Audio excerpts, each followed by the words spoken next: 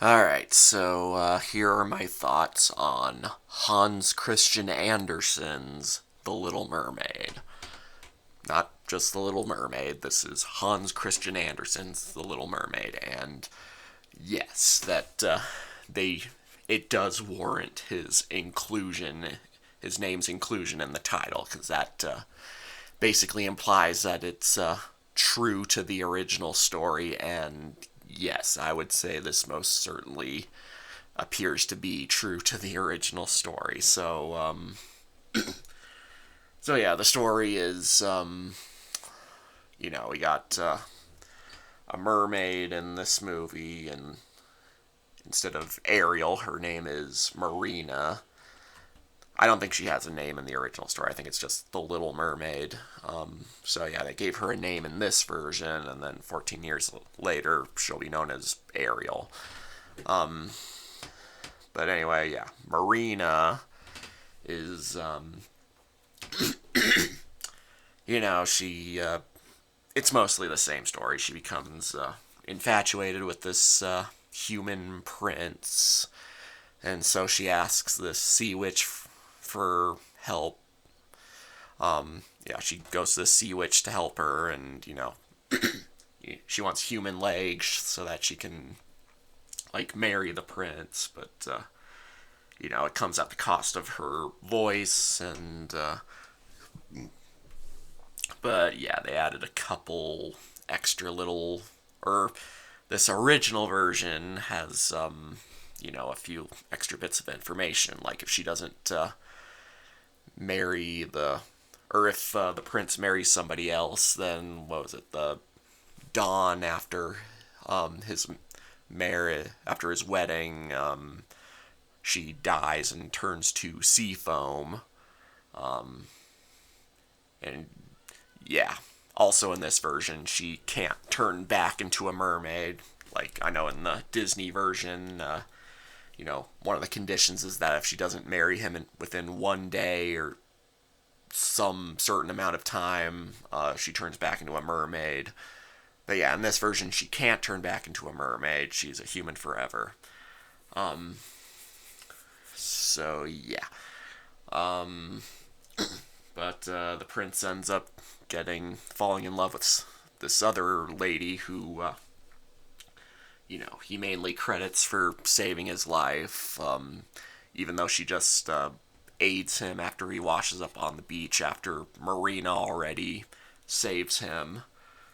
You know, she saves him from a sinking ship, but, this other lady comes to his aid after he washes up on shore, and, he thinks she saved him, or, single handedly.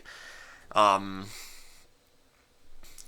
but yeah, that, so he falls in love with her because she turns out to be a princess of this kingdom that he's arranged to marry. Um, so yeah, he instantly falls in love with the other lady, and because of that, well then, Ariel, no, Marina's sisters. Turns out they gave, or they made a deal with the Sea Witch to help her. Um, Instead of having to give her their voices, all they had to give her was their hair. Unlike your voice box, your hair grows back. So, although I guess mermaids live for thousands of years, it's hard to tell how long it takes for hair to grow back. I don't know. Rules with you know sea people are confusing. Um, but yeah, or they try to they tell her that in order to save her life and turn back into a mermaid, return to the sea, she has to kill the prince. She has to like stab this knife they give her into his heart, and then yeah, and then his blood will create her tail again, and she'll return to the sea. And I mean, you do feel a little bit of anger against this prince after he just they do kind of build up a budding romance with him and Marina, but you know, uh, as soon as he meets this other lady, he goes to her and he's like, "Hey, guess what? I found that other lady I'm in love with. So I'm gonna marry her. Bye." Yeah, that was a pretty jerk moment. Um, but yeah, she tries to stab him, but she couldn't do it. So she just allows herself to die, turn into sea foam, go to heaven, etc. Um, and well, he sees her jumping off the ship, and she leaves behind some items that tell him that she's, or he has a flashback and he realizes that she's the one who saved him, and yeah, I guess he has his big "oh crap, what have I done" moment. So yeah, um, and then that's the end. She um, yeah, she dies. That's how the original story goes, and yep, that's how this version goes. No happy ending like the Disney movie. Um, I guess another thing I'll point out. Well, unlike the Disney movie, the original story, just like a lot of stories back in the day, they're kind of more like cautionary tales. You know, it's a lesson that, like, not to make all these sacrifices for someone you barely know, especially if they might not love you back. That whole cautionary tale stuff. So yeah, it's valuable in its own right. Um, let's see. And Marina is kind of stupid. Like, they like, unlike the Disney version where she gets like sweet talked into making a deal with the sea witch, she like decides on her own, "I'm gonna go talk to the sea witch." Even though they made it clear at the beginning, like, I mean, another thing with the Disney movie is that like Ariel doesn't know for sure um, whether or not she can trust Ursula. Um, but yeah, in this version, like, they make it pretty clear at the beginning that the Sea Witch is bad news, and so yeah, the fact that Marina decides on her own to just go see her and like put herself through all this danger on the way, because there's all these there's like a giant octopus, and then there's like a giant well, yeah, there's like a bunch of eels or something attacking them. Um, but yeah, it takes more of a cautionary tale approach than Disney, that went with its traditional happily ever after approach. Um, but yeah, what other little moments are worth bringing up? I mean, well, I guess the eels that attacked. Well, let me see. What was it? Eels? I don't think it was eels. It was like a giant shell or something that had like a bunch of snakes attached to it. I'm sure it has like a proper name to it. I'm sure there's some kind of sea creature that's, or maybe not, but yeah, either way. So her, I guess it's also worth pointing out that I think some of the characters in this movie are like, or might have clearly had some inspiration for the Disney version. I know I'm going off on a bit of a tangent, um, but yeah, like the Disney movie, the Mermaid has a childlike little fish friend, and although, yeah, in this version he's a dolphin, which is technically, well, it's not a fish, but yeah, he's Yeah, his name is Fritz, and yeah, Fritz has this moment when she gets attacked by the eel thingies, where he like throws a bunch of starfish at them to like sever their heads. And yeah, you do see some blood here and there, so it gets a little violent at one point. Um, the, Also, you only see them for a brief moment, but it turns out the Sea Witch apparently also has two pet eels in this movie, so yeah. I do wonder how much the Disney movie like explicitly ripped off from this version, but well, I guess her father's not as much of a jerk in this one. Also, she has a grandma. Um, yeah, she's from the original story, but yeah, she's not in the Disney one. Um, and yeah, she's Triton's mother, so I guess that makes her the widow of Poseidon. Yeah, just some little observations here. Um, and Also, the mermaids are topless. No seashell bras in this version. They're all topless. And you do see their nipples, so yeah. But it's not treated as like sexual or anything. It's just, they're just swimming around and you just see their nipples. That's it. Um, and yeah, you do see. Well, you don't see too much of Marina when she turns into a human. I mean, she is naked, but you don't see too much of her below the belt. Her hair's kind of covering it up.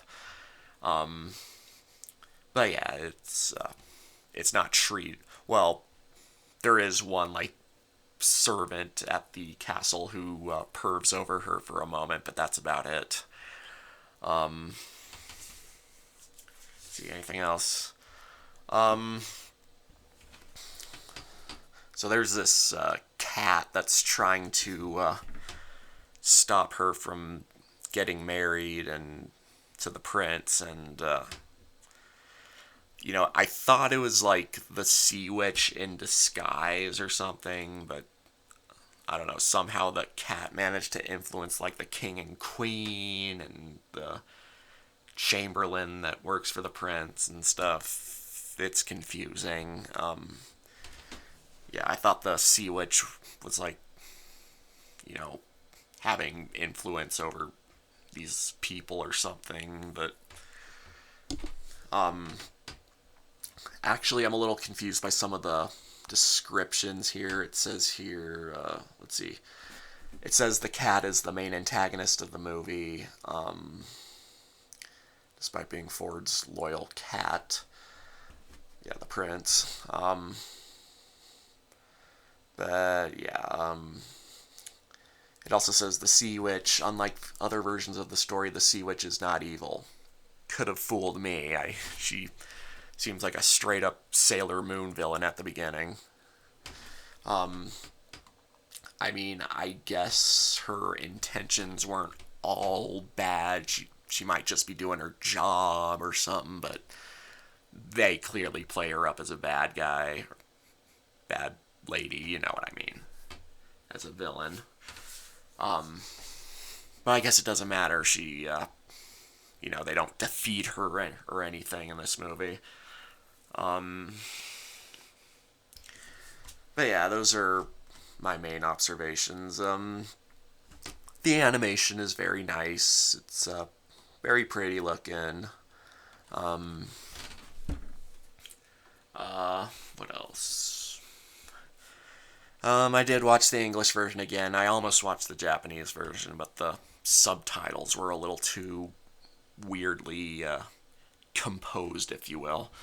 Um, so yeah, I just watched the English version, and the voice acting for the most part was okay. Like it wasn't amazing. There were some moments where I could tell they weren't getting their emotions across very well, but I don't know, it wasn't too bad. Although there was this musical number in the middle where she's singing and it sounds like a nice song and all, but you can barely even hear the the lyrics. Like it's like what the hell is she saying? But yeah, those are my main observations. I can't think of much else. As usual, if there's anything else I feel I need to add, I'll put it in the comments. Um, I will say, kind of like what I said with my Pinocchio video, or my review of that Pinocchio movie from the 70s. It's it's good to do faithful adaptations in a way. The original stories did have their own, you know, what's the word? Their own messages and stuff.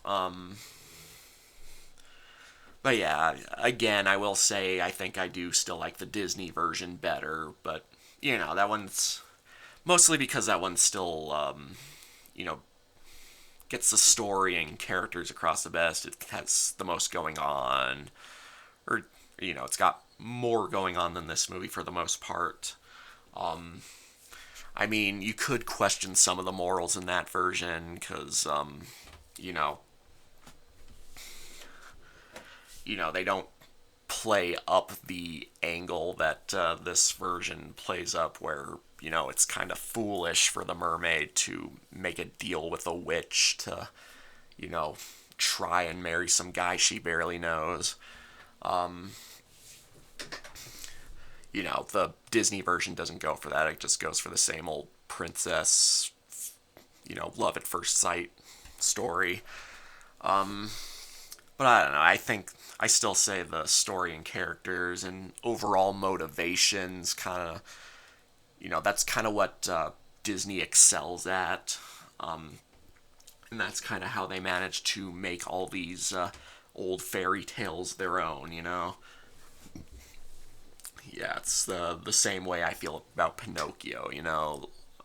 It may not have like all of the messages of the original story, but they still made it valuable in its own right, and I think it's kind of more compelling to watch than some straightforward, faithful adaptation. Um, so yeah, but I still thought this was good a good adaptation in its own right. It's good to have a more faithful adaptation. So yeah, I think I'll go ahead and give this a 7 out of 10. And if you think your heart can take the ending of this movie, feel free to check it out. And yeah, I guess that's about all there is to say for now. I'll put whatever else I think of in the comments, but yeah. Mash it and smash it signing off.